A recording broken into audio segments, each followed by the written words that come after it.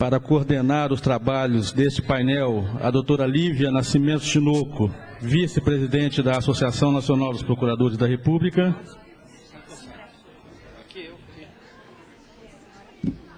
E os nossos conferencistas, o doutor Almírio de Sena Soares Filho, promotor de Justiça do Estado da Bahia.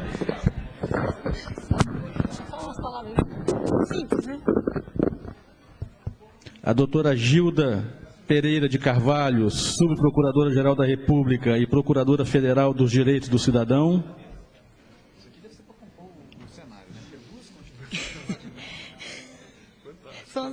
A senhora Virgínia Toniati, coordenadora-geral de combate a ilícitos transnacionais do Ministério das Relações Exteriores.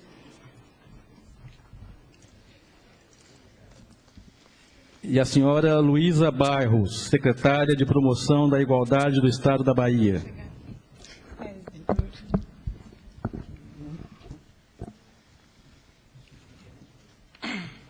Passamos a palavra, então, à doutora Lívia para dar início aos trabalhos. Boa tarde a todos e a todas, heroínas e heróis da resistência, né? Resistem à piscina, ao sol, ao coqueiral. Com muita honra e alegria, tudo.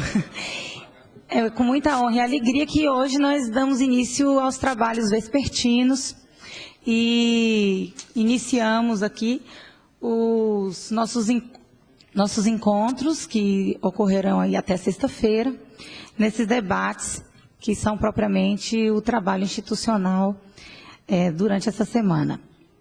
Nós traremos um painel hoje à tarde sobre ações afirmativas, contando com a presença do palestrante Almírio de Sena Soares Filho, que é promotor de Justiça do Estado da Bahia e atua na Promotoria de Combate ao Racismo e à Intolerância Religiosa.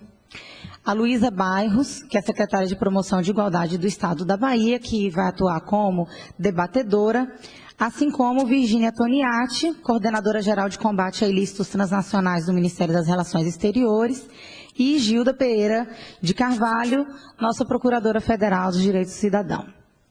Vamos dividir os trabalhos aí em 35 minutos de apresentação para o palestrante e depois 10 minutos para cada debatedor. E sem maiores delongas, vamos passar então a palavra ao Almírio.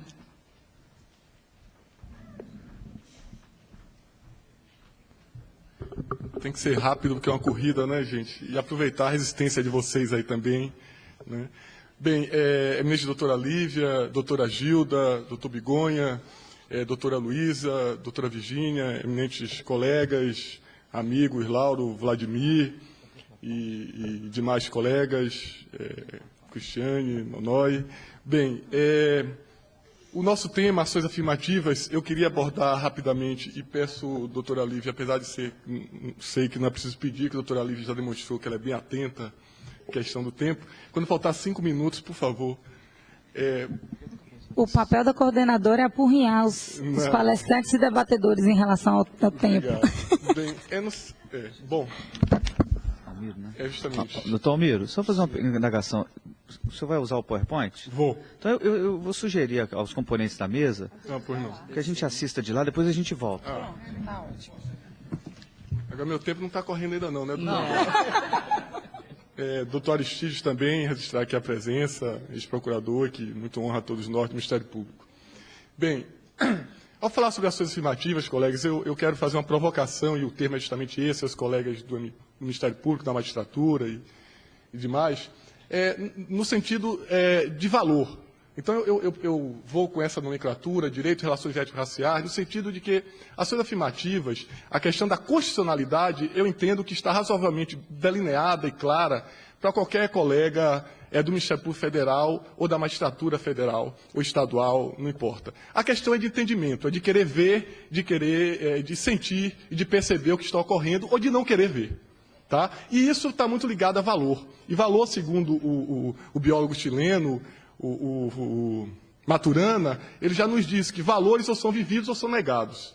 Então, a sociedade brasileira ela insiste em afirmar que ela não é racista, que ela é igualitária, aprendemos que vivemos num mundo muito perto do ideal, o Brasil é diferente de tudo, é um paraíso, a mestiçagem fantástica, e confunde mestiçagem, mas confunde mestiçagem com interação étnico-racial, etc. Só que esse é o discurso, e é possível que a sociedade brasileira queira isso. Agora, efetivamente, a sociedade brasileira como um todo não exercita isso. Porque se exercitasse, nós não teríamos vivendo no país com a extrema desigualdade que vivemos. Isso é um fato. Então, eu escolhi essa linha da provocação, de tentar mexer um pouco com os valores de nós, Ministério Público, no sentido de que só assim podemos incorporar a luta realmente pela efetividade das ações afirmativas. O conceito das ações afirmativas, por favor, eu não ia cometer o desplante, o absurdo de vir aqui conversar com vocês, porque sei que vocês dominam isso ao excesso. Princípio da igualdade, por favor. Então, me permitam ir nesse enfoque, por favor. A nossa ideia, a nossa provocação, e eu queria deixar isso com vocês, se o tempo não deixar para avançar, não permitir que avance desse slide, primeiro fica isso. A herança escravocrata, a sociedade brasileira é o que é? Pela herança escravocrata, sim, mas isso é o menos. Tá? A questão não é herança escravocrata, por favor. A questão está muito mais ligada à preparação do Brasil para a abolição da escravatura, está muito mais ligada à doutrina política estatal de embranquecimento do povo brasileiro, política estatal, sim. Doutrina, sim, que foi adotada no Brasil, teorias científicas das elites intelectuais brasileiras, das primeiras elites, inclusive jurídicas, da Faculdade de Direito do Recife, da Faculdade de Direito do Largo São Francisco, tá? O incentivo e subsídio à imigração europeia, o obstáculo à ascensão da população negra e a negação da contribuição negra na história. Eu coloco isso assim como alguns fatores importantes nessa questão da estrutura do racismo como fator estruturante do Brasil.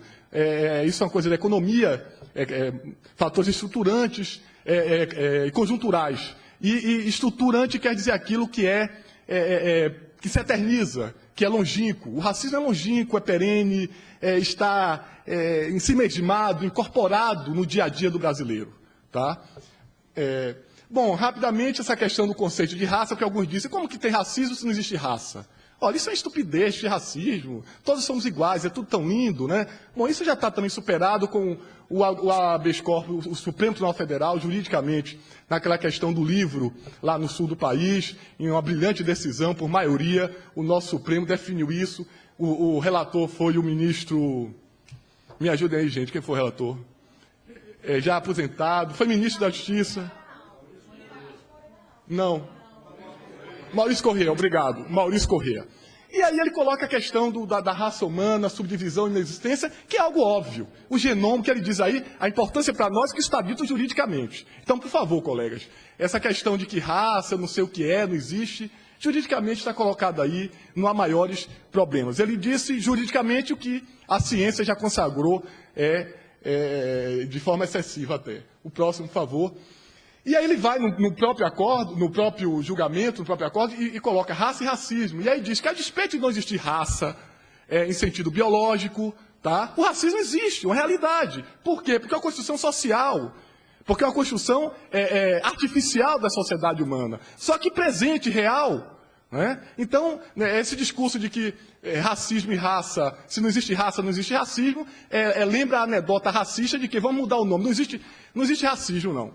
Ninguém não tem mais raça, não tem mais negros nem brancos. É todo mundo verde. Agora os verdes escuros têm um tratamento, os verdes claros têm outro tratamento. Bom, né? E aí resolve o problema. Por favor, né? É o próximo. O conceito de raça também, que raça é um conceito, um signo equívoco. Né? E dentro desse conceito você pode usar, sim, o termo raça no sentido morfológico, de conjunto fenotípico, de caracteres superficiais de um povo. E você dizer raça negra, branca, asiática, sem estar sendo racista. Você apenas tem que explicar o enunciado que você coloca o sentido. Tá? A cultura, tá, gente? Não precisam ler tudo isso aí, obviamente, mas só provocar o nome da autora, Ruth Benedict, Padrões de Cultura. Nós no direito é interessante, e o Hans Kelsen, com a genialidade dele, ele foi muito responsável por isso, com a teoria pura do direito. O direito, segundo Hans Kelsen, é ciência, não é ciência do deve ser, é do ser, do que é. Esqueça, disse Kelsen, tudo que está fora do direito, tudo que pode interferir no direito. Vamos mergulhar na ciência jurídica. Ora, isso efetivamente nos transforma em meros robóticos da ciência jurídica e ignoramos algo que é evidente no dia a dia. A cultura, o espaço onde estamos inseridos. indivíduos. Eu, juiz fruto de uma realidade burguesa, eu vou julgar também com minha realidade burguesa, não mal intencionalmente. O problema, gente, é a falta de consciência disso. Eu tenho conceitos e preconceitos com qualquer ser humano, todos nós. Agora, quando formos julgar, quando formos dar o parecer, temos que ter consciência disso. Por exemplo, eu, Almiro, tenho preconceito com quem usa tatuagem. Tenho preconceito com quem usa tatuagem. Quando eu estou diante de um réu que usa tatuagem, eu procuro assimilar isso e peraí. Esse meu posicionamento é porque o cara usa tatuagem, e hoje eu tenho tantos amigos que eu gosto que usam tatuagem, e aí procuro ver aquele referencial e vencer esse preconceito estúpido, e aí você avança. Agora, não, eu não tenho preconceito nenhum, eu ouço isso de juízes, colegas, muito preparados, inclusive na dogmática jurídica. Almiro, eu não uso social, eu sou do direito. A minha questão é jurídica, não é social. Bacana para quem está de um lado da moeda, né? Bom, o próximo, por favor. A primeira Constituição da República, gente, como todos sabemos, foi belíssima, tirando o poder moderador, aquela excrescência foi outorgada, mas na questão dos direitos humanos, ela consagra um artigo muito interessante, é a primeira Constituição do mundo a consagrar isso. Isso aí está no português arcaico, tá, gente? Olha só, parece a Constituição atual, nenhum cidadão pode ser obrigado a fazer, deixar de fazer alguma coisa, etc. Próximo. A lei será igual para todos, o princípio da igualdade já lá consagrado, né? Abole o açoite, tortura, etc. Agora, um detalhe, que eu, por exemplo, na faculdade de Direito, ninguém me disse, né? Eu aprendi isso na história, muito antes do curso de Direito. E no curso de Direito ninguém fez relação. Essa Constituição vigorou num país racista e de um regime escravocrata, em que cerca de 50% da população continuava sob o açoite, sob o assassínio, sob a tortura, formalmente admitido pelo Estado democrático, entre aspas, apesar de monarquista de então. Então, isso não é dito. Né? Agora, isso fala muito da nossa sociedade. É muito cinismo, né? Você formar uma Constituição dessa, fazer valer no mesmo território, lembra esse detalhe, é como se chegasse nessa sala e dissesse, metade aqui, Constituição belíssima, outra metade regime escravocrata, você valer isso no mesmo território e aplicar com toda tranquilidade, e com discussões acadêmicas muito interessantes do princípio da igualdade, da Revolução Francesa, pouco tempo anterior, que está contaminando, das elites brasileiras que iam estudar em Paris, e tudo muito lindo e muito bonito, né? Isso lembra um pouco o que acontece hoje, por favor. A legislação constitucional só acentuar o seguinte, nós falamos de redução de minoridade penal, sem entrar no mérito, tá, gente? Inclusive que não cabe aqui no momento, tá? Mas não esqueçamos o seguinte, o primeiro Código Penal do Império, 1930, a minoridade penal era 14 anos, tá? E um republicano, 9 anos. Vocês imaginam quem era preso com a criança com 14 anos que é submetido ao Código Penal? Em 1930 e em 1990. Você imagina qual era o fenótipo dessa criança? Qual era a cor dela, a textura do cabelo, a cor dos olhos? Não tem maior dificuldade de imaginar. Como nós vemos hoje, quais são os adolescentes ou quais são os jovens que são submetidos ao Código Penal, na sua grande maioria. Tá? Coincidência, tudo coincidência. Próximo. Um olhar novo, gente, sobre a legislação abolicionista. Não sei se aconteceu isso com os colegas, mas eu aprendi que essa legislação aí foi uma legislação que mostrava uma preparação, uma preocupação com a libertação do povo negro brasileiro. Quando, na verdade, essa legislação, analisada profundamente, ela mostrou uma preparação em defesa dos escravocratas. E mais uma sordidez contra o povo negro que era libertado. Exemplo, antes de falar das duas primeiras leis, a lei do ventre livre.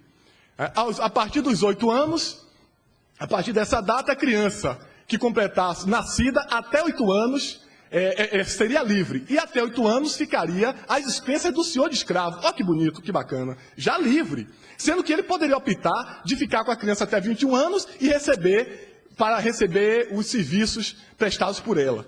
Ou então, aos 8 anos, ela ficaria livre e o senhor de escravo receberia uma indenização em dinheiro, pecúnia, 600 mil réis à época, salvo engano. Agora, o detalhe disso, gente, são as consequências sociais. Vocês imaginam como 8 anos a criança fica com o senhor de escravo? Que senhor de escravo, rapaz, que ia cuidar de criança negra, filha de uma negra escravizada e de um pai negro escravizado? Óbvio que não. Ia jogar ao alento, e aí surge já a questão dos órfãos, e entidades foram criadas dos órfãos para receberem os primeiros órfãos, digamos assim, dentro desse contexto, mas nada disso é analisado. E isso tem consequência até hoje. O que eu quero provocar vocês é que não dá para nós termos ideia isolada, estanque do direito, esquecendo todo o contexto em que ele foi formado, produzido e que está sendo reproduzido no Brasil. Bom, a lei de terra, gente, essa lei, por favor, essa lei é um dos pontos fundamentais da questão do Brasil como está hoje. Tá? Você olha hoje e diz assim, eu tenho, por exemplo, no sul do país, uma forte ascendência de proprietários agrários, no sul, brancos, oriundos da imigração. E não vejo isso na mão dos negros. Né? Porque incompetência, pouca vontade de trabalhar, de cuidar da terra, né? Há quem pense assim. Isso está relacionado diretamente porque, já em 1850, se verificando que o tráfico no Brasil está acabado, a lei de Eusébio de Queiroz, de 4 de setembro de 1850, acaba o tráfico no Brasil formalmente. Que, na prática, fruto da lei de Bill Aberdeen, já tinha acabado antes com decisão da Inglaterra formalmente. Mas a Inglaterra pressionava. Em 1850, Eusébio de Queiroz consegue aprovar essa lei acabando o tráfico. 14 dias depois, repare lá a data, 14 dias depois, vai a primeira lei de terras no Brasil. Porque uma coisa está relacionada à outra. Se eu acabo o tráfico, obviamente, eu tenho convicção de que a escravidão está com os dias findos. E para onde vai essa massa negra liberta?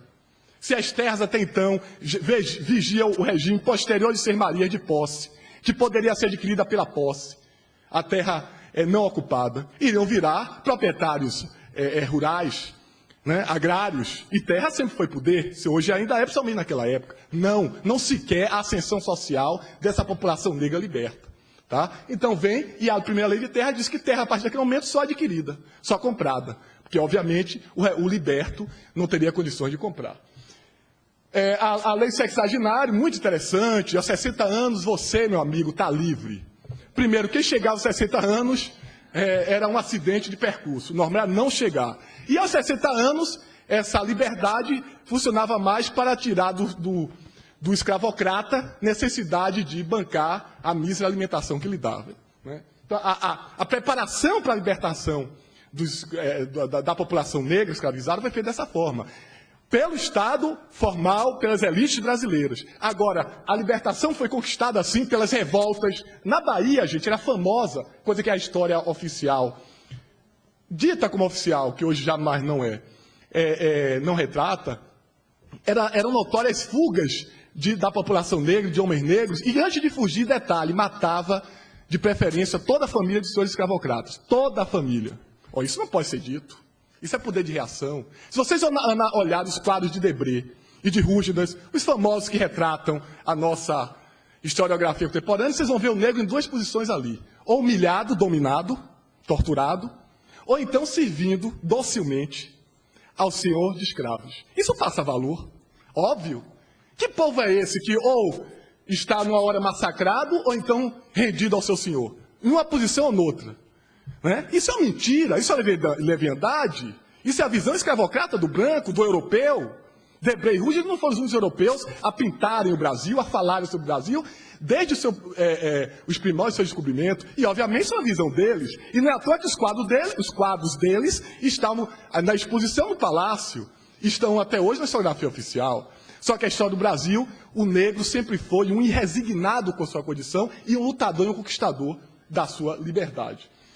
A lei de 13 de maio só foi reconheceu que na prática já existia. Só 5% da população escrava no 13 de maio era a população negra escrava. A provocação aí, os eleitos da nação, o pensamento jurídico nacional, por favor, gente. Não vamos ignorar que as primeiras discussões da Academia de Direito do Brasil foram discussões racistas e racialistas. Tá? Racialistas no sentido de discutirem as teses europeias do racismo da segunda metade do século XIX, principalmente alimentadas num darwinismo social e numa deturpação do livro A Origem das Espécies de Charles Darwin. Tá? E racista no sentido de dizer literalmente, é só vocês pegarem a revista da faculdade, e dizer literalmente, o Brasil é um país que precisa ser curado, ser tratado, e que tem na mestiçagem seu maior problema. E precisa ser embranquecida. Uns diziam, a mestiçagem, o mais forte, o branco, vai prevalecer, então a mestiçagem é boa. Outros diziam, não, você vai deteriorar uma raça boa, uma raça pura, o branco, não se deve fazer mestiçagem, e por aí vai. A Faculdade de Direito de São Paulo assumiu uma postura aparentemente menos racista, mas que na prática, no seu cerne, não se diferenciava muito, não. Tá? Isso aí você encontra de uma forma muito clara nesse livrinho aí, livrinho entre aspas, da professora Lila Schwartz, Espetáculo da Raça, Cientista, Instituições e Questão Racial. No final, gente, eu boto a bibliografia para ser verificado. Por favor, próximo. Os museus e institutos etnográficos, a nossa história, gente, e que está até hoje aí, se você visitar, você vai ver a história que está lá, a história branca, racista desse país, e mentirosa, e leviana, né? Sob uma ótica deturpada, de reconstruir um país ideal e um país europeu, exclusivamente europeu. Correto? E aí você tem o Instituto, o IHGB no Rio de Janeiro, o Instituto Geográfico de São Paulo, o Museu Paraense Emílio Goeldi, o Museu Nacional do Rio de Janeiro, e etc. Próximo, por favor. Um exemplo, né, sobre a solução do branqueamento brasileiro. João Batista Lacerda, intelectual, médico, estudioso, o que é que ele preconizava no primeiro Congresso Nacional das Raças? O título da tese dele: o Brasil de hoje tem no branqueamento em um século sua perspectiva sair de solução. Entenda, gente, isso não foi falado nem dito às esconsas, nem no pé do ouvido, nem no boteco, não. Isso foi dito em academias, em ambientes como esse, desse nível aqui. E aplaudido, e repetido, e reproduzido, e seguido. O incentivo à imigração europeia e obstáculo à população negra. Nada contra o incentivo à imigração europeia. Por favor. Povos brilhantes ajudaram e ajudam esse país. O crime, a perversão, é você incentivar a imigração por um lado, que aí você já cria uma situação de desigualdade para o outro que não está sendo incentivado, o negro nativo. Mas, além disso, não contente, você cria obstáculos para a população negra nativa. Obstáculos, inclusive, oficiais, como nós vamos mostrar. E aí se fala hoje da dúvida das ações afirmativas. Oh, mas isso não é justo? Justo? É cínico você me falar de justiça se você conhecer um pouco da história do seu país, de que a ação afirmativa é injusta. Por favor, volta aí. Juliano Moreira. Enquanto esse cidadão aí estava com essa tese dele, Juliano Moreira, não sei se você já ouviu falar, pai da psiquiatria do Brasil, também só dizem isso, tá? Fala-se bem economicamente.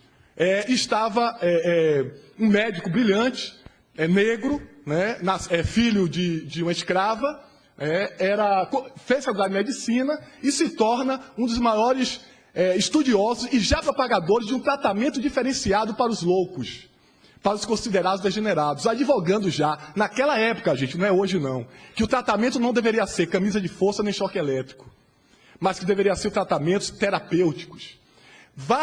Dirige o hospital do Rio de Janeiro, um hospital de loucos do Rio de Janeiro, na época, faz uma gestão brilhante, ou seja, um homem à frente do seu tempo. Bom, um homem, um cientista, um doutor à frente do seu tempo é um gênio, ou algo perto disso. Eu não vejo Juliano Moreira, salvo como sinônimo de hospital de louco em Salvador, ser dito, falado, conversado por aí. Mas eu vejo o nome do outro baiano ilustre, na verdade não baiano, maranhense, mas se escreve na Bahia, que é o Nina Rodrigues.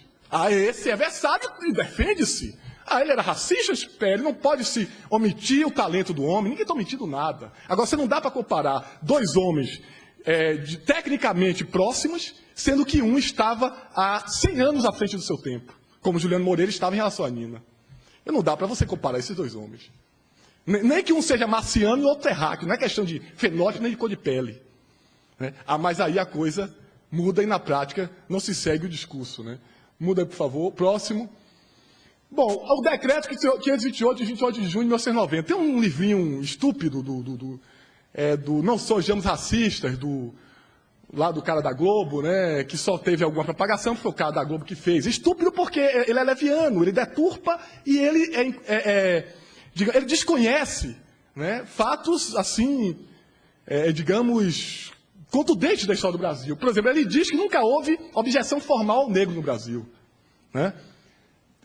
O que é isso aí, gente? Um decreto de 1990 dizendo isso aí, em relação da abertura do Brasil e a aceitação do Brasil de outros povos. Né? Então, salvo o que estivesse o processo criminal nos seus países de origem, com exceção, óbvio, dos africanos e asiáticos. O Brasil queria um povo branco, né, no seu domínio. Próximo, por favor. Aí vem a Constituição de 1934, gente, o artigo 103, lembra a Constituição de 1934? Belíssima, né? Constituição democrática, tá? Que até hoje influencia, que influenciou inclusive as constituições subsequentes, a de 46 e a própria Constituição de 88, é inegável. Olha o texto dela, pela primeira vez ela consagra numa Constituição um texto específico sobre a questão da promoção da igualdade. Olha aí, belíssimo. Todos são iguais perante a lei, isso as outras já haviam dito. Mas ela continua, não haverá privilégio de distinções por nascimento, sexo, riqueza, crença religiosa e ideia política, raça, profissões próprias. Fantástico, não é isso? Tudo bem. Essa mesma Constituição, próximo, por favor, no artigo 121 dessa mesma Constituição democrática, que nós todos estudamos e sabemos que é, vai dizer isso. A lei promoverá o amparo da produção, estabelecerá com esse trabalho, cidade e campo, tendo em vista o interesse do país. Parágrafo 6º. A entrada de imigrantes no território nacional sofrerá as restrições necessárias à garantia da integração étnica, tá? E capacidade física e civil do imigrante. Tá? Isso aí está direcionado a dizer que é necessária garantir a integração étnica em relação aos imigrantes europeus. Isso é adivinhação? Peraí, isso não está dito aí, você está forçando a barra, meu. Eu não estou forçando a barra porque o contexto dessa Constituição enunciava isso. Mas se houver dúvida, vamos para outro artigo dessa Constituição. Próximo, por favor. 138, da minha Constituição. Incumbe a União, os Estados e municípios, nos termos das respectivas, de estimular a educação eugênica. Bom, todos os colegas aqui, a despeito de não serem do ramo da saúde, têm uma noção bem razoável do que é eugenia. Perversão, né, gente? Eugenia é perversão. Tá? Vem do Francis Galton, o inglês, veio com a eugenia positiva, provando que os ingleses, lá no teste dele, passavam, que fez com ingleses, com um grupo de ingleses, para transmitir uma inteligência, é uma coisa inata, que é transmitida, é genética, independente das condições. Inteligência é genética, disse o Francis Galton. Eugenia positiva. E a eugenia negativa dos Estados Unidos, na década dos anos 30, 40, antes da Segunda Guerra Mundial, com a esterilização coercitiva, né? Um eufemismo, e a eutanásia. Contra quem? Contra os degenerados e contra raças não desejáveis. Supostos loucos, homossexuais, etc. Né? E a Constituição Democrática, belíssima, estimular a educação eugênica. Próximo, por favor, já caminhando para acabar. Um outro decreto-lei de 38, não será permitida a entrada de estrangeiros de um outro sexo, aleijado, mutilado, indigente, árabe, cigano. Artigo 2º. O governo federal, ali a questão da discriminação por pessoa deficiente física, obviamente, e também aqui questão dos ciganos, né? Artigo 2º, étnica, e o 2º, o direito de limitar ou suspender por motivos sociais a entrada de indivíduos de determinadas raças ou origens, ouvido o Conselho de Imigração e Colonização. Mas se o de 38 foi tímido de dizer que raças ou origem era essa, o próximo, por favor. O decreto de 45 vai dizer claramente: a tendenciar na admissão dos imigrantes a necessidade de preservar e desenvolver na condição étnica da população as características mais convenientes da sua ascendência europeia. 45 anos, gente. Em termos históricos, foi ontem. Tá? A geração que veio 45 está bem aí, grande parte dela vivia da Silva, e, obviamente, muitos absorveram e estão reproduzindo os seus valores. Próximo, por favor. Essa questão do professor holandês, eu coloco o nome dele no final, o livro, que a desigualdade na interação diária com os indígenas e pessoas negras e sociedades tradicionais, ficou algo, e que todos tinham seu lugar, pareceram tão naturais que a denominação racista foi geralmente vista, e muitas vezes ainda como uma acusação absurda. É o que acontece no Brasil. Racismo, o que é isso? Está tudo nos seus lugares, gente. Esse hotel aqui, por exemplo, belíssimo, você entra, você vê lá, numa cidade que 80% de negros, aqui é Mata São João, não é Salvador, mas obviamente sofre a influência direcional em Salvador, um hotel belíssimo desse, você vê lá 2 fotos lindas, 2 retratos de 2 negros, né, lá no hall, lá na recepção, e você vê o hotel e vê que, fora a base, os empregos na base, nada contra a base. São tão dignos quanto os do ápice, é só constatação. Da base, você tem um fenótipo, o do negro. Agora, quando você chega nos empregos desse hotel mediano para cima, o fenótipo muda e acentuadamente ao fenótipo europeu. Tudo normal, não se trata de racismo. Tá? E esse aqui não é exceção. Não é exceção. Tá? Por favor, o racismo na academia também nunca foi parte de corrente predominante da pesquisa acadêmica, né? até hoje há uma certa coisa como se tratasse de algo menor, aí dizem que é política, que não cai bem discutir isso na academia. Por favor, esse professor é contemporâneo. Evolução de Direitos Humanos, vou pular, pode passar, vocês... Ali a Convenção sobre a Eliminação a Convenção sobre a Eliminação de Discriminação Racial, também, só ler, tratados, Constituição Federal, próximo, pode passar. Só para já finalizando, volte aí, por favor, volte. Direito penal e processual penal aplicado no Brasil, tá? Só mais uma provocação. Passe, por favor, próximo. Bom, a identidade do bandido brasileiro. Quando a mídia brasileira fala em bandido, todos nós sabemos quem é o bandido. Né? A foto desenhada na cabeça da nossa é bem clara. Tá? Ele é supostamente um traficante, nunca usuário ou ladrão, sempre traficante. Tá? Morador da periferia, negro, paupérrimo, sexo masculino, desempregado, semi-alfabetizado, idade entre 15 e 30 anos. Ou, supostamente traficante, nunca usuário, apesar de ter emprego regular. O cara tem emprego regular, e é humilhado, e é preso, mesmo sem ser desempregado.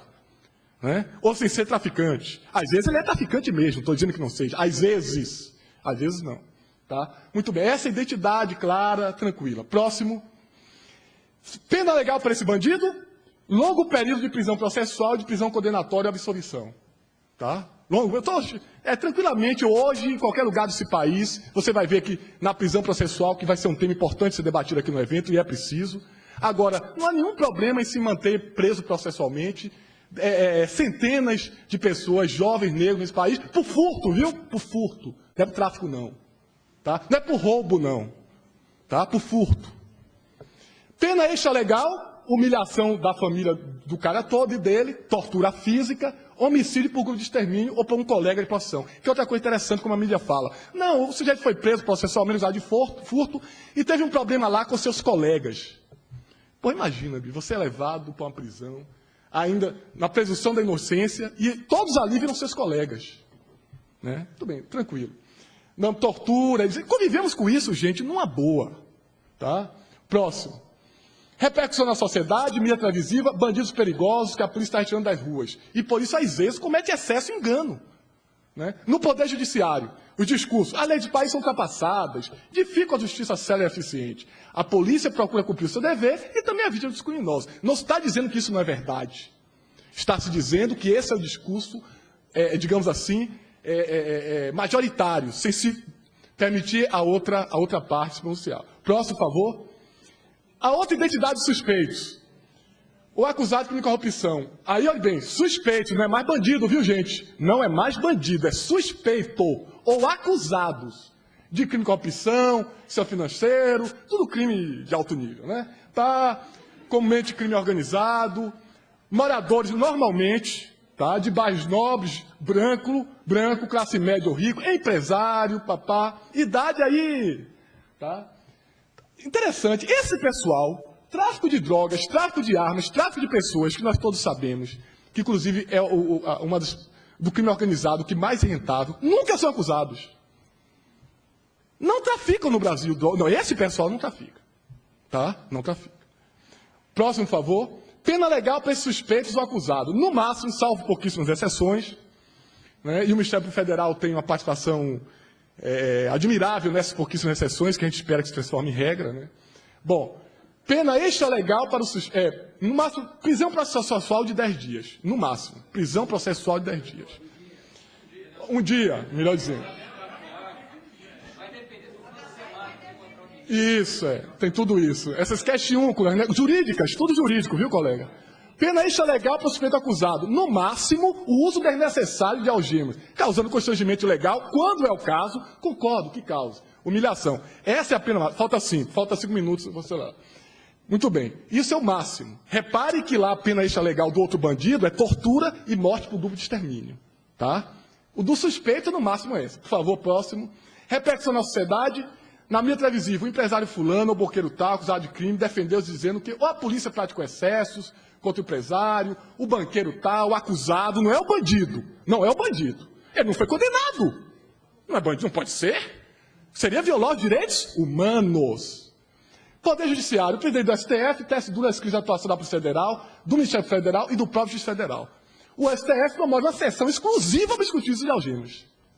Agora, o STF nunca promoveu uma sessão exclusiva para discutir a morte criminosa, o extermínio de jovens negros ou não negros nas periferias das grandes cidades. Nunca promoveu ação para isso. Ou para discutir a tortura, mas para discutir o uso abusivo de algemas, uma sessão exclusiva, e aí se consagra, e os discursos são lindos, são emocionantes, né? São muito interessantes. Né? Tá.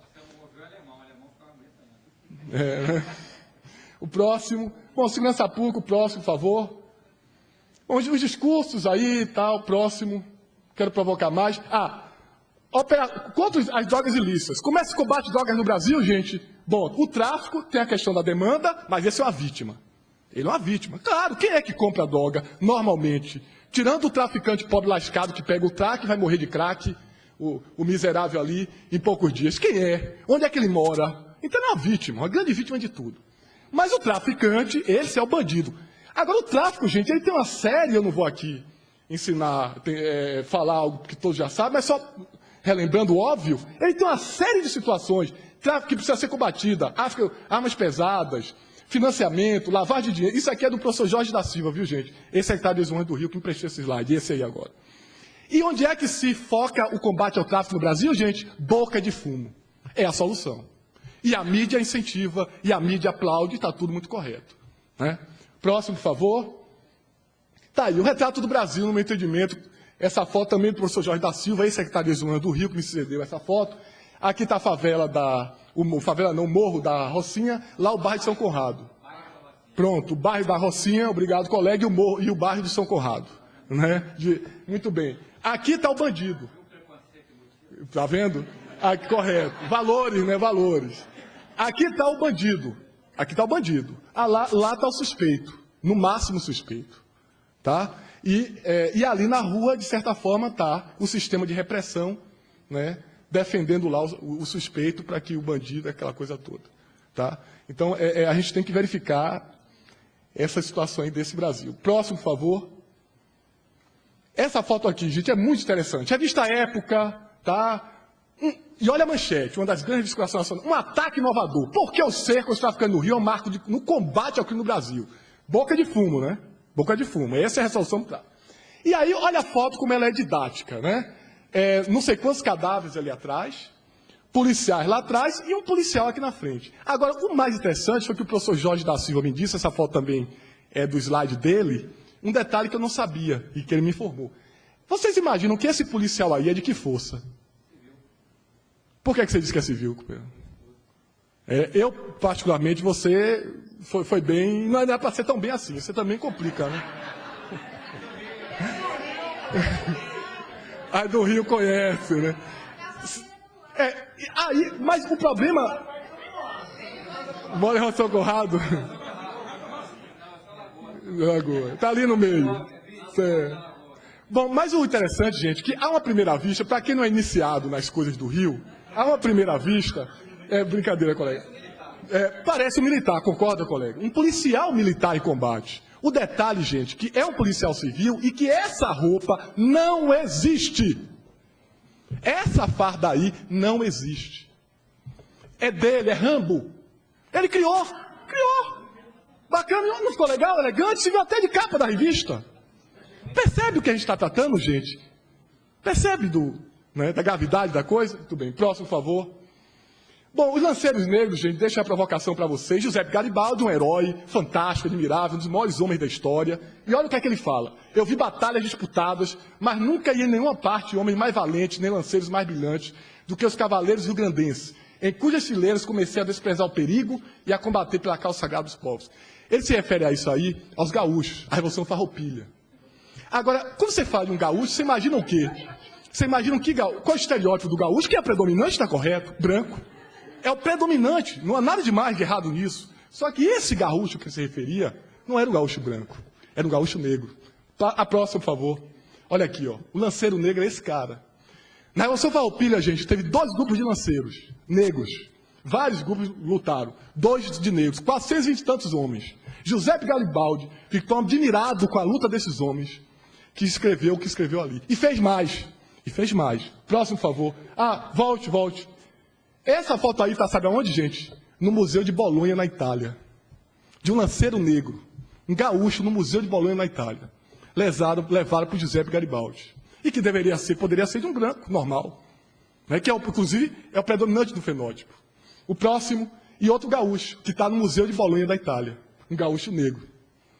Tá? O próximo, Luiz Gama. Gente, não dá para você falar de um curso de direito sério sem falar de Luiz Gama. Um dos maiores advogados desse país. Tá? Advogado no sentido pleno, não formal, mas provisionado, rábula. Frequentou a faculdade lá de São Francisco. E foi tão fantástico que o enterro dele, até a sociedade branca, e parte dela racista, que nem toda a sociedade branca, mesmo da época, era racista, compareceu, prestou homenagem. Foi fantástico. Usou nos tribunais de então, racista, século XIX estamos falando, fim do século XIX. Conseguiu libertar juridicamente centenas de homens e mulheres escravizadas, com argumentos jurídicos perante os tribunais racistas de então. Dizia que o negro que matasse o seu senhor de escravo agia em legítima defesa. Nunca ouvimos falar de Luiz Gama. Quem é Luiz Gama? Finalizando mesmo, colega, por favor, o próximo. Eu quero concluir com essa fala, deixar para vocês. De Luiz Gama: em nós até a cor é um defeito, o imperdoável mal de nascença, o estigma de um crime. Mas nossos críticos se esquecem que essa cor é a origem da riqueza de milhares de ladrões que nos insultam, que essa cor convencional da escravidão, tão semelhante à da terra, abriga sobre sua superfície escura vulcões, onde arde o fogo sagrado da liberdade. Obrigado, colegas.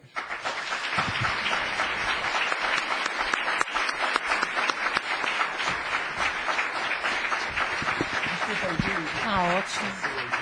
Obrigada, Almiro, por suas palavras contundentes. Eu gostaria de solicitar que você disponibilizasse, até pela riqueza do arcabouço legislativo que você levantou, disponibilizasse para a NPR, se for possível, para que os colegas possam se servir. Tá? Vamos recompor a mesa.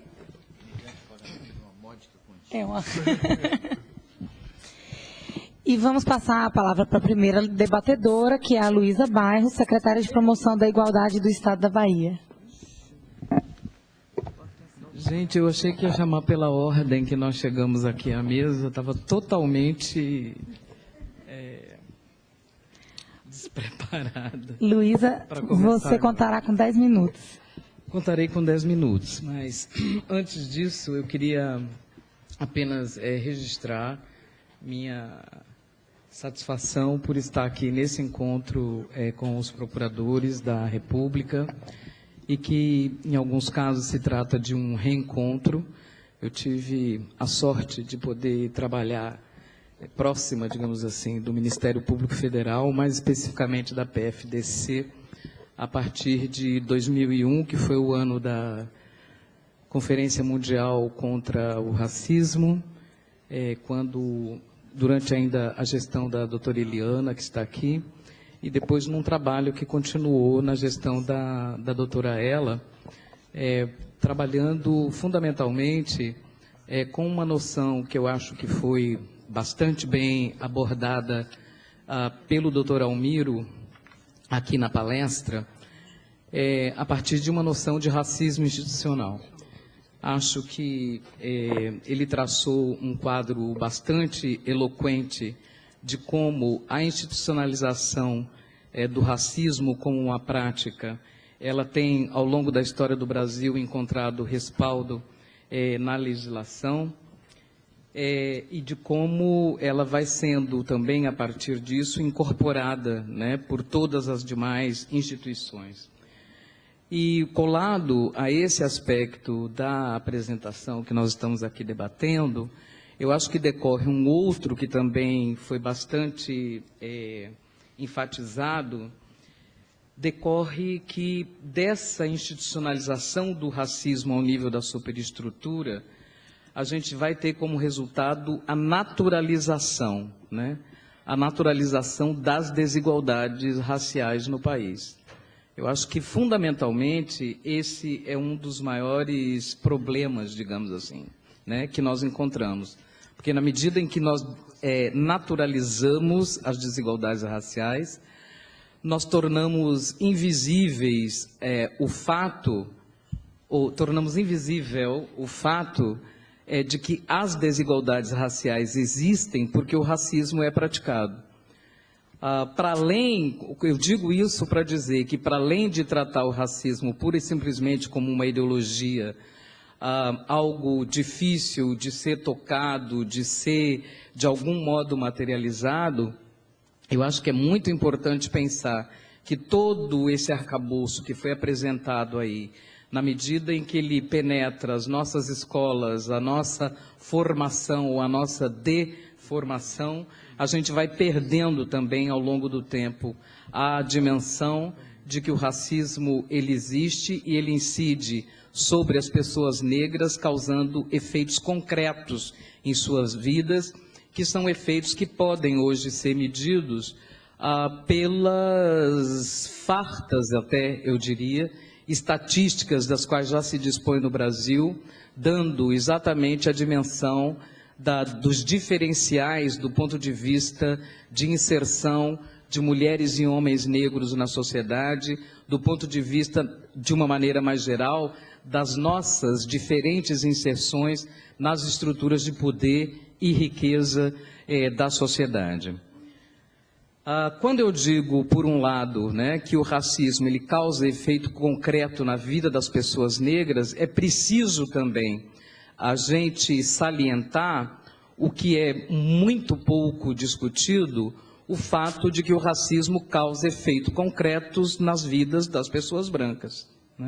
Quer dizer, nós temos uma forma, digamos, de discutir o racismo no Brasil, principalmente, onde ele é sempre vinculado à pessoa negra ou aos grupos negros de uma maneira geral, como se fosse, contrariando inclusive tudo que a antropologia já nos ensinou a respeito de identidade, como se fosse possível existir uma identidade negra, seja essa que nós construímos ou essa que nos é atribuída, que não se construa em contraponto ou em relação a uma outra identidade que seria a identidade branca. Então, na verdade, quando nós falamos de naturalização das desigualdades e dentro disso de invisibilização do racismo como o grande causador dessas desigualdades, nós estamos também tornando invisíveis um sujeito branco que se beneficia desse tipo de situação. E aí, me parece, que se coloca as grandes questões não reveladas, vamos dizer assim, em relação ao que se discute hoje naquilo que se refere às ações afirmativas no Brasil. Antes da gente entrar, a Lívia mencionava um caso com o qual ela tinha trabalhado, qual é o termo técnico? Uma representação. Uma representação, na qual ela trabalhou, de alguém que reclamava do programa de ações afirmativas do Ministério das Relações Exteriores, dizendo que aquele programa era um programa racista e coisas desse tipo. Fundamentalmente, o que a gente vê como reação às ações afirmativas no Brasil hoje é exatamente uma reação que vem das pessoas brancas terem a sua identidade revelada, que é algo que nunca foi feito antes. E uma identidade que se revela num contexto onde essas pessoas brancas aparecem como instrumentos principais da dominação racista que se provocou sobre as pessoas negras. Portanto, essa identidade é a identidade do desconforto, de estar dentro de um determinado grupo que direta ou indiretamente, muitas vezes indiretamente, contribuiu para a perpetuação dessas situações todas que nós vimos aí, até chegar nesse momento que nós vivemos agora dentro da sociedade brasileira. Eu estou trazendo isso para poder fazer com que essa questão se aproxime um pouco mais de cada uma e de cada um de nós. Para além da compreensão que cada um de vocês possa ter sobre como evoluíram ou como foi construído historicamente o arcabouço legal brasileiro, como se desenvolveu o pensamento jurídico no Brasil, é pensar que nós estamos implicados nessas coisas. Nós estamos implicados nelas. Por quê? Porque as relações que se dão sob a égide do racismo são relações de poder. E essas relações de poder não necessariamente se dão entre as grandes instituições, como a gente costuma, de uma certa forma, querer afastar o problema da gente, e a gente fala na forma como as instituições operam e na forma como elas interagem com a sociedade. Eu quero falar também que nessas relações sociais que nós estabelecemos em todos os níveis, elas são marcadas por relações de micropoderes que nós alimentamos de alguma maneira no dia a dia e, portanto, dessa forma, contribuindo para reproduzir essas grandes desigualdades que a gente percebe no dia a dia e de como essas desigualdades estão, no nosso caso, absolutamente marcadas pelo pertencimento racial das pessoas, dos grupos. Digo isso para aproximar um pouco mais de nós, para poder também fazer sentido de qual é o papel que uma instituição como o Ministério Público Federal pode ter no combate ao racismo e, consequentemente, no combate às desigualdades raciais, e principalmente no papel que cada procurador ou procuradora pode ter no encaminhamento dessas questões no dia a dia. Porque a cada defesa que é feita de direitos afirmativos que as pessoas negras possam ter, está implicado um reconhecimento de que eu, enquanto pessoa branca, estou abrindo mão daquilo que é um privilégio que o racismo instituiu para mim como possibilidade ao longo da vida. É nesse nível que a gente tem que lidar com a questão também. Por quê? Porque é aí, na minha opinião, que reside hoje a maior dificuldade que nós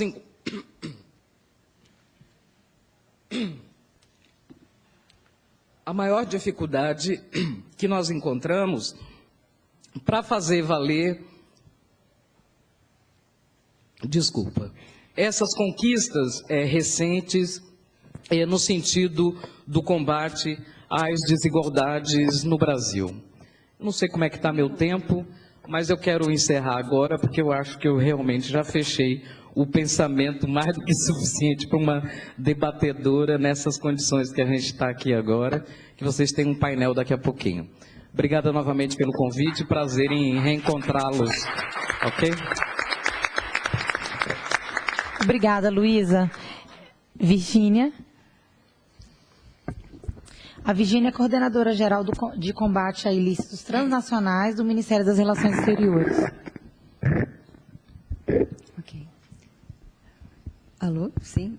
Sim, muito obrigada pelo convite. Eu gostaria muito de agradecer ao doutor Bigonha e dizer que é um imenso prazer para nós e uma honra estar presente nessa comemoração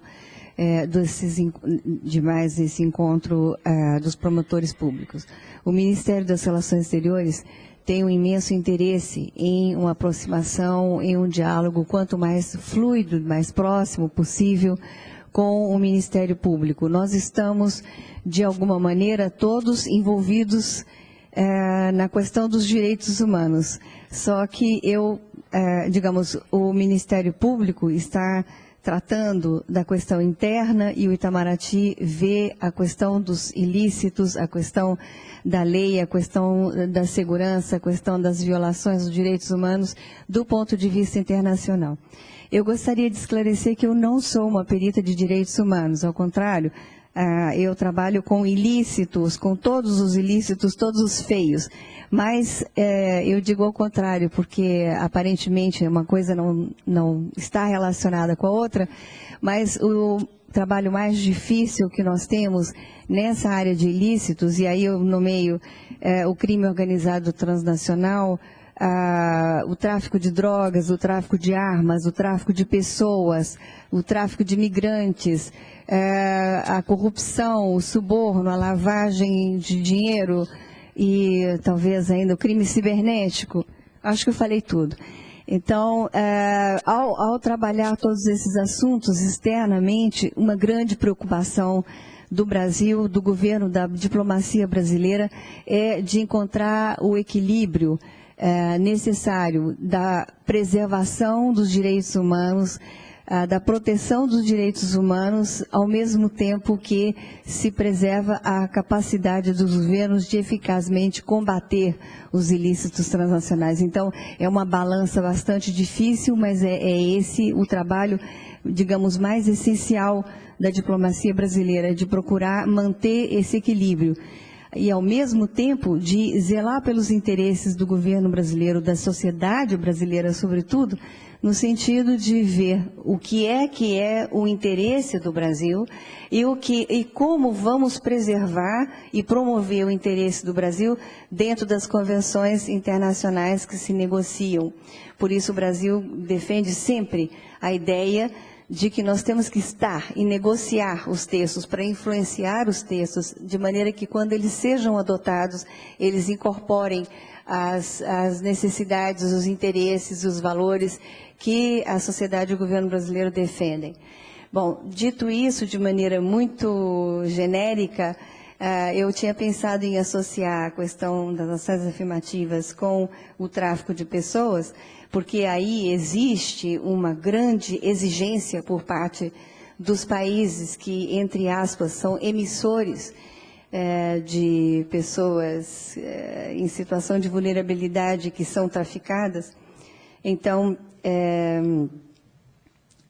eu gostaria um pouco de, talvez, falar um pouco de como isso se passa e de como se confundem, talvez não de maneira tão cândida, a pessoa que é traficada e a pessoa que é migrante, porque, claro, fica muito feio para um país dizer que não quer um imigrante de um país em desenvolvimento, digamos assim, porque se trata de uma pessoa que não tem qualificação. Isso fica moralmente muito atacável no cenário internacional. Mas se nós dissermos, se um país desenvolvido disser, bem, aqui está um grupo de imigrantes que vêm de países em desenvolvimento, países deprimidos, etc., países sem condições, países africanos, asiáticos e às vezes latino-americanos também.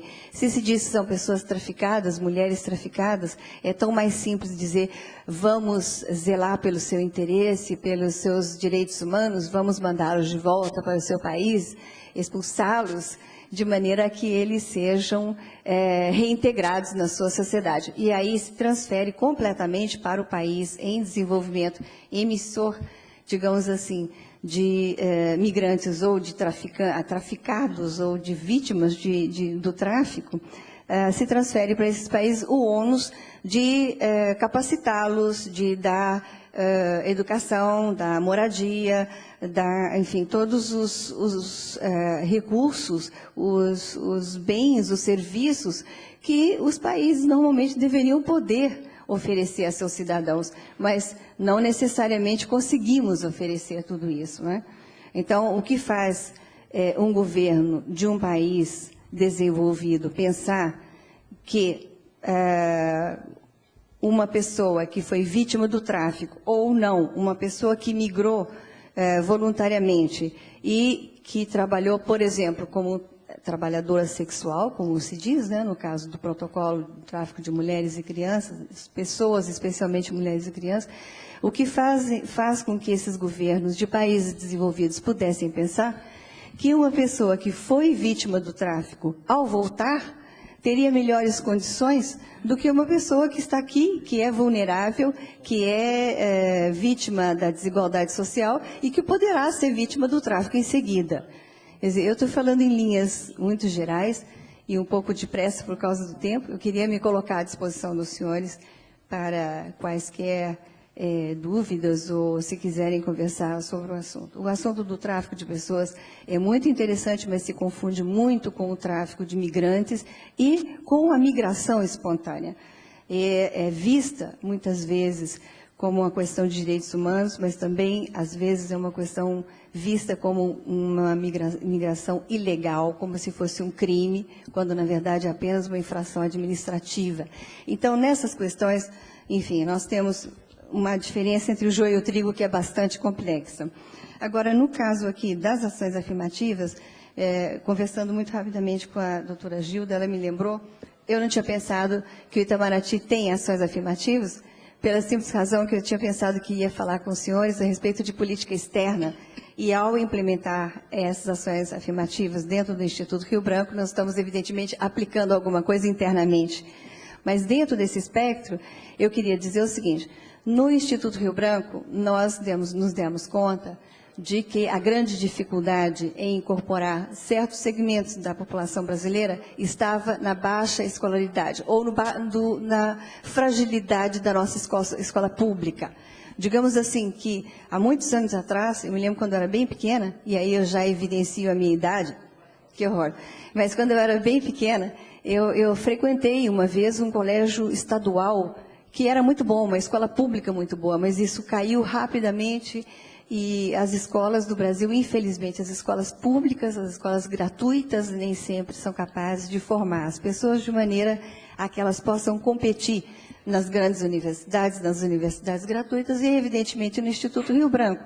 Por quê? Porque, além da formação universitária, hoje em dia, se exige já uma prova inicial de conhecimentos gerais, que obriga a pessoa a ter passado por uma série de situações, ou ter lido livros muito variados, é uma coisa muito complicada.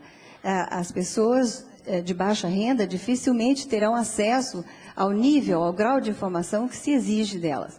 Então, o que se fez no Rio Branco foi procurar facilitar um pouco a entrada. Eu vou falar em linhas gerais, porque eu não tenho os dados todos, mas posso verificar para os senhores, caso seja interessante. Facilitar ou melhorar a capacidade, o acesso dessas pessoas de entrarem no Rio Branco, de serem monitoradas por alunos do Rio Branco durante o primeiro e segundo ano, de maneira a que essas pessoas alcancem o nível daqueles alunos que são capazes de monitorá-los, e no final de 2 anos nós tenhamos alunos com a mesma capacidade. Então, aplicamos aos alunos brasileiros que não acederam a escolas de boa qualidade a mesma técnica, e hoje em dia, então, nós podemos incorporá-los. Esperamos que, com isso, nós tenhamos uma variação maior de pessoas de todas as proveniências dentro do Itamaraty. Mas eu queria muito rapidamente dizer que, quando nós abrimos o concurso para que fosse realizado em todos os estados do Brasil, os diplomatas deixaram de ser eminentemente paulistas ou cariocas, então tem gente de todos os quadrantes, e graças a Deus de todas as cores. É verdade que as mulheres, por exemplo, ainda não estão nos melhores postos sempre, mas já existe um grande número de mulheres ministras, daqui a pouco chegaremos a embaixadores. A mesma coisa com relação a negros, com relação a pessoas de outras etnias, digamos assim, de origem asiática e tudo mais, e também mulheres negras. Nós temos algumas embaixadoras, mulheres e negras. Então, eu digo isso com muita satisfação, porque durante muito tempo o Itamaraty era visto como um órgão racista, e eu acho que nós estamos, aos poucos, conseguindo, não sem esforço, é claro, melhorar essa imagem. Obrigada.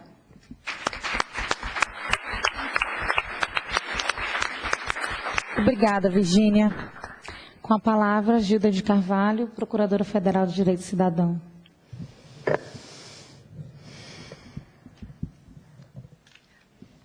Meus colegas de mesa, meus colegas de auditório. Sem discriminação. Pois bem, a Constituição da República, no artigo 3º, ela diz algo que deve ser o nosso norte nessa questão. Ela diz que é objetivo da República promover o bem-estar de todos sem distinção de cor e de raça. Esse é o foco, esse é o norte que nós devemos ter. Como, então, não podemos observar esse tão claro dispositivo no sentido de implementarmos nessa nação as ações afirmativas? Porque elas decorrem, a natureza delas são oriundas daí. Porque o que se quer é formar nesse país uma sociedade justa e solidária. E como haver justiça e solidariedade, com o que nós acabamos nessa tarde de ver pela exposição do nosso colega Almiro. Como a gente incluir esse segmento da população brasileira que claramente está demonstrado que vem sofrendo, e até os dias de hoje, essa falta de inclusão.